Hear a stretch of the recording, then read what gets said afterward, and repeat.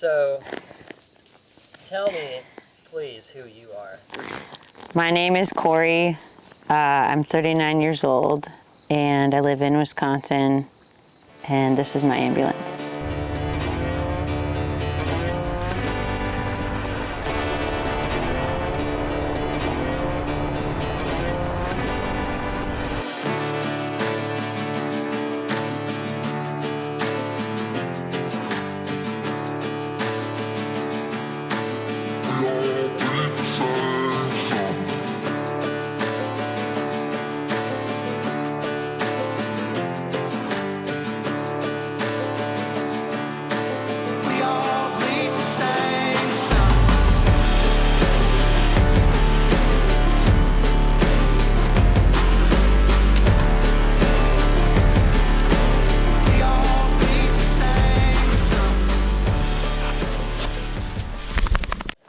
Her name is Bambi, that's spelled B-A-M-B-E-E, and she's a 1992 Ford E350 7.3 IDI diesel ambulance. How long have you had the ambulance? I bought this rig last year in August, and I just finished the conversion, aside from a diesel heater, like a month ago.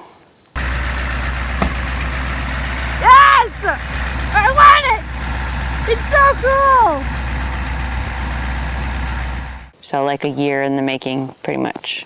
I've been traveling for like the last probably 8 years, and I have not traveled full time. The longest I've gone is about 4.5 months, which was last winter in this ambulance. But I plan to go full time soon, because my daughter is going to ship out to the Navy, so I can go on the road full time now. What made you get an ambulance?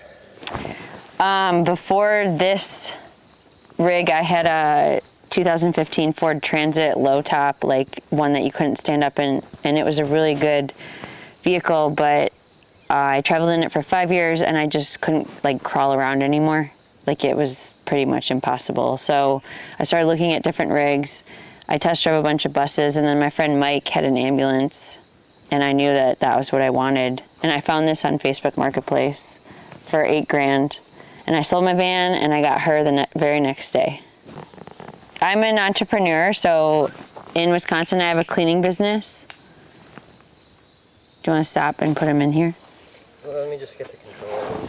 Sorry. I knew they were going to do this. Huh? You can put them in here if you want. No, it's okay. I wanted to be able to run around. The controller just makes it a little different. Okay. I do lots of different things. I'm an entrepreneur. So in Wisconsin, I have a cleaning business that I've had for like almost 5 years. And then when I go on the road, I try to sell art. I make earrings, jewelry. Like I do pretty much all different mediums of art. And I'm just always trying to expand how to make money on the road, like photography, videography. Daryl does that too, so sometimes we do that together. I think just being creative and like figuring out what you can do and offer people is a good way to just explore and be on the road. I do. I have 2 dogs. I have this dog. Is she in the shot? Yeah, right? A little bit. Yeah. Leica is a Chihuahua. She's an old ass dog, and we call her the Stinky Cheese Man because she smells like a stinky cheese man. And then I adopted Rosie 2 years ago, and she's a German Shepherd, Elk Hound, Husky mix, and she's 6 or 7. I don't know. I lost track of how old she is now, but she's with me too. And her and Jade get along really well, and the 3 of them are like a pack, so it works out really good. What was the rest of the question? What's like an issue that you didn't realize until after you had it, like maybe like the towing? Okay, so I would say to that, before you start doing the build, make sure that the engine is mechanically sound. Like I did a little bit of that, but I like went all in on the build and not fixing what was going on, because it's a 1992, so it's like an old vehicle. So I did break down in Tucson for 2 weeks. That was expensive. I've had to do brakes. Now I have to do the front brakes. Like there's always something to do. So I'd say put most of your money in the engine and the mechanics and even the electrical at first, especially in an ambulance, because there is a lot of electrical that happens. And if a rig sits for a long time, like there could be like mice and whatever. So just always make sure you like look at it over really well. I think for me, like this rig has been a dream I've had for like 10 years, pretty much my whole life, but like really I realized I wanted to do 10 years ago. And the van that I had, I was so attached to, and I felt so much about letting it go because I had gone so many places in it, and it just had a lot of sentimental value. But I knew that I wanted to like level up in my rig because I love that word. So I just like made the leap, even though I was terrified. Like I sold this new vehicle that I had for like an old 1992 like old ambulance that most people don't know a lot about. But over the last year, like I've really had to believe in myself. I've had to ask for help, which I'm not very good at. And like, if I didn't do that, this wouldn't be where it is. So believe in yourself, believe in other people, and just like research and just keep going, even if you fail. Just keep going. So in the original build, which I built it out before I even like traveled in it, which was dumb, was a old, what do they call those beds that pull down? Futon. That I got off Facebook Marketplace for $100, and we put it in, and it was like so high, and like I had this much room to walk in between the counter. And so when I got home from doing that with my cousin, I pulled it out, and then my friend Cody built this slat bed, which pulls out into basically almost a queen size bed, and it's just this futon mattress. And that cost me $200. I've had to do some like adjustments to it, but I can have storage underneath, the electricals underneath, and then it just pulls out without like bothering any of that. So that's the bed situation. The counter is a honey locust. I don't know how many inches it is, I forgot. It's a honey locust slab that I bought in Lockport, Illinois from this old guy who used to like cut slabs, and it was really gray and like kind of had a lot of mold on it when I bought it, but I sanded it down. And then we cut it to size, and that's my countertop. And then all of the countertop underneath is reinforced. My cousin built all that, and there's a closet next to the counter. And my cooking is just a Coleman stove that I bought on Facebook Marketplace for $20 like 4 years ago. And I just use a little propane tank, and I have very few pans. Like I have 2 cast iron, and then just like a metal pot to boil stuff in, and then to make my coffee, which is like an old percolator, and I just took the top out of the percolator, so it's like a big pot. The fridge that I have is Daryl gave it to me. It's a bodega. I don't know the specs on the rest of it, but it works really well. It makes weird noises, but it's a fridge, and I've never had a fridge before. I just had a cooler, and it doesn't take up a lot of solar, and it's just like a really good thing to have on the road is a fridge. I highly recommend.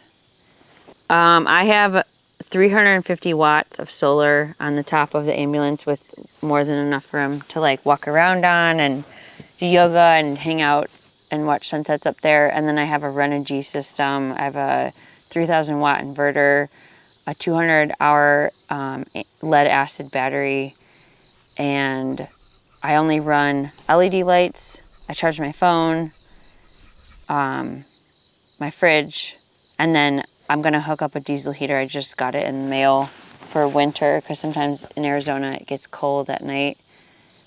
But that's more than enough power. Like mostly I've hardly ever run out, maybe once or twice.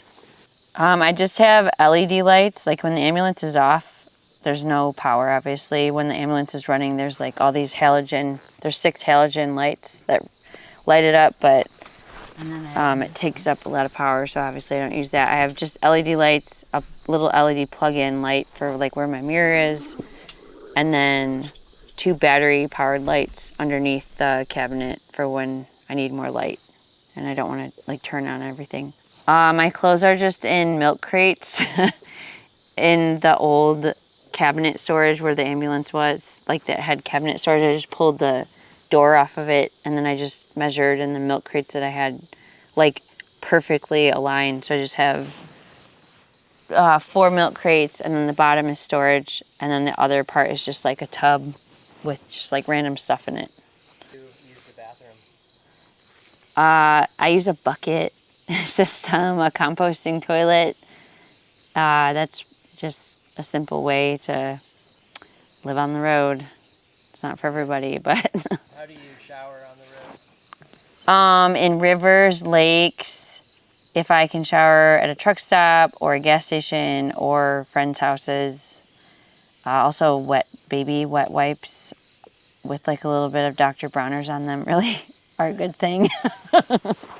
The storage on the ambulance is part of the reason why I got it, is on the outside compartments. It varies between ambulances. Like my friend Mike, who was my inspiration for getting this ambulance, has like a ton of vertical storage, and this one just has 4 compartments on the outside, which I like because if I need to carry extra diesel, fuel, because I spin fire, like just stuff that doesn't fit on the inside, I can put out there. And then I'm gonna work on pulling the light bar off in the front, which I can't use obviously, and putting a storage rack up there. What's up with the Band-Bound Go stuff? You mean on the stuff covering the windows? It's like everywhere on the ambulance. Is that like some dude? You didn't tell me you were gonna ask me this. That's my boyfriend, Daryl. We met at Schoolypalooza in January last year, and I was selling tails, and then we just have been on the road together ever since. Yeah. The fan that I have is just one right by the head of my bed, and it's a Max Air, like, I don't know what model it is, but it's just the one that you have to manually open and close it, and then you lock it when you're driving. And I would say 2 fans would be great, but it does good for a lot of ventilation. And it's also like super Mad Max, like the ladder rack right here is like, I just want to like somebody to drive the ambulance, and I want to be on the back like, ah, like, it's apocalypse inspired because these rigs can like withstand a rollover. Like if you're in the back and it rolls up, nothing's gonna touch you. Like they're super hardy, they're heavy. That's one issue, but I would take the low gas mileage and whatever else comes with it. Like it's absolutely what I want and wanted, and it's real, and anybody could do it. Like you just gotta keep going, and I think experience is better than things. Like I'm trying to always get rid of things, and like experiences are what I want, not like things. Hey guys, thanks for checking out Corey's ambulance tour. I know it's been months that I've said it's gonna happen. This summer has been a long, hot summer full of mosquitoes, gnats, ticks, flies, and it was just a good time to take off, and it was just too hot, too humid to do anything outside. Had to work, you know, make up for some funds from the winter. So next week, back on the road, hoping to see you guys there. Adios. See ya on the next one.